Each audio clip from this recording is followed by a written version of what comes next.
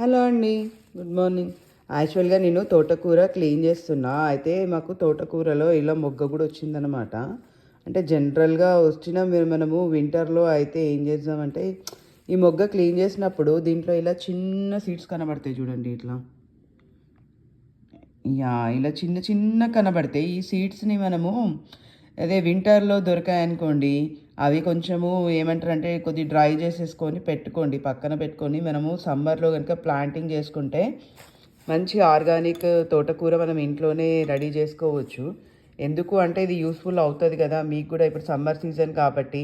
అదే ఇండియాలో అయితే మనకి హ్యాపీగా బయట దొరుకుతుంది. కానీ మనకి యూఎస్‌లో అయితే ఫ్రెష్ ఆకుకూరలు కావాలి అంటే ఇలా సమ్మర్‌లో ఇలా ఫ్రీగా దొరికిన సీడ్స్ తోటి మనం ప్లాంటింగ్ చేసుకున్నామనుకోండి, అంటే మనకు గూడా మంచి ఫ్రెష్ తోటకూర దొరుకుతుంది. ఇది కొంతమంది కన్నా తెలవకపోయిన వాళ్ళకి యూజ్ అవుతది అని జెప్పేసి ఈ వీడియో తీశాను. ఓకే మరి బాయ్.